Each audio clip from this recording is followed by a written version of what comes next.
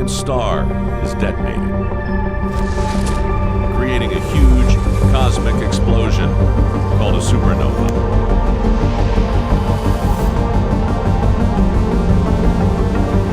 Supernovas are a big, giant, dramatic end to a star's life. All stars die, but only the biggest go out with a bang. For a star to go supernova, it has to be at least 8 times more massive than our sun. It's so easy to think of our sun as this incredibly gigantic thing. But our sun is absolutely tiny compared to some of the giant stars in the sky.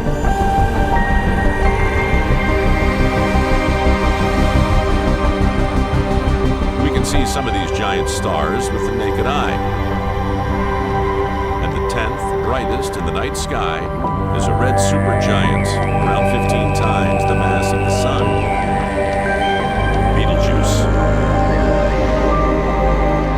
Betelgeuse is so big that if you were to place it in our own solar system, it would stretch to the orbit of Jupiter. This is one of the biggest beasts in the galaxy.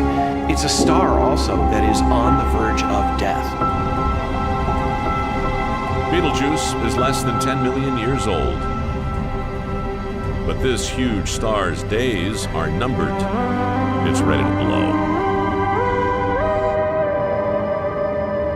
And when it does, we'll see a region of sky brighten for 14 days until it's nearly as bright as a full moon. It is going to be one of the most spectacular shows in history. And it could happen at any moment. I mean, this is the thing. I often stand outside in my yard in the wintertime. I look up at Orion and I see Betelgeuse, and I'm like, explode! So, what will make Betelgeuse go supernova? To understand a giant star's death, we need to understand its life.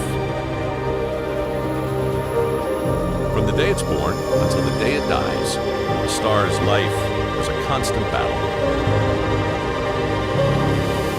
Gravity is pulling in and energy pushing out.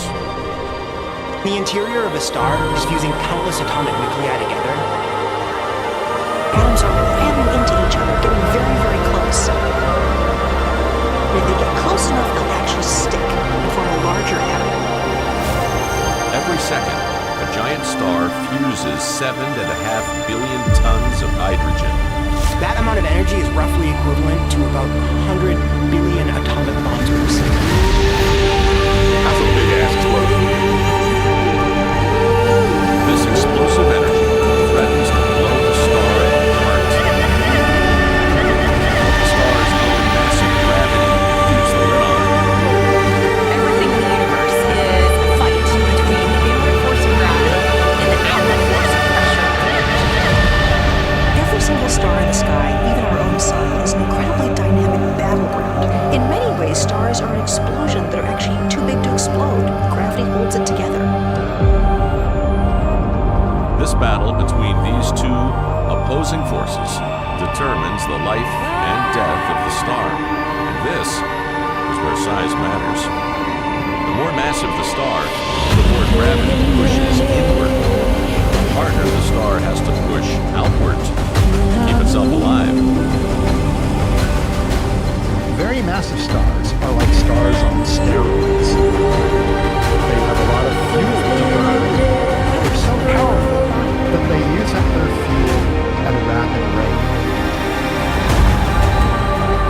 Massive stars, like Betelgeuse, are giant factories fusing lighter elements into heavier ones.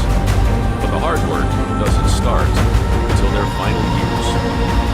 For around 90% of their life, they fuse hydrogen into helium, but eventually, the hydrogen starts running out. In the core of a supergiant star, there's a sequence of fusion that goes from lighter elements to heavier elements, and it gets faster and faster every step of the way. The countdown to death begins. The inward push from gravity takes over, raising the temperature in the core. Helium starts fusing into carbon. There's enough helium to last about 1 million years, but things start speeding up. Carbon gets fused into neon. That takes about 1,000 years. Neon fusing into silicon, that takes about 1 year. Once it starts fusing silicon into iron, that takes 1 day. It gets more and more frantic. It's kind of like a cooking contest show. Whereas the clock is running down, they're trying to do more and more things, and they get more and more frantic until, ding, time's up. The star is now in its death throes. Once iron production has started, the clock is ticking towards the cataclysmic end of this star. A giant ball of incredibly dense iron forms in the middle of the dying star's core. This iron sphere is several thousand miles across, unbelievably hot.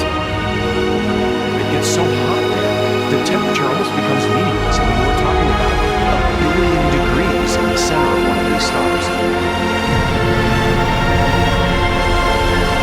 This extreme heat is caused by fusion reactions.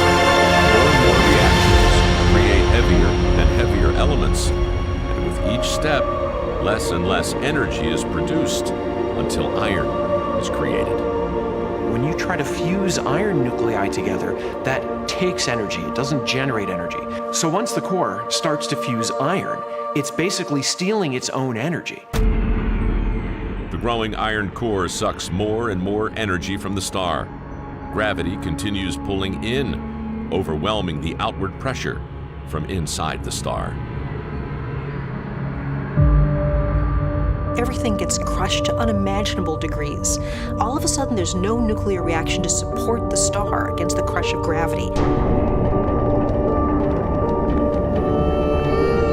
With nothing left holding it up, the star is doomed. Gravity wins. The edges of the iron core collapse. Trillions of tons of dense iron fall inward at a quarter of the speed of light. The star has now less than 1 second left to live. Things start to fall apart really quickly. The core collapse is so fast that the outer layers of the star don't even have time to react. They're just hanging there. It's kind of like Wile E. Coyote when the cliff collapses underneath him. He doesn't even fall until he notices. The rest of the star collapses. A trillion tons of gas hurled inwards following the iron. Think about the entire mass of a star that's been held up by nuclear reactions inside. All of a sudden, those nuclear reactions go away in a split second. Everything rushes into the middle. And that sets off the most dramatic explosion in the universe.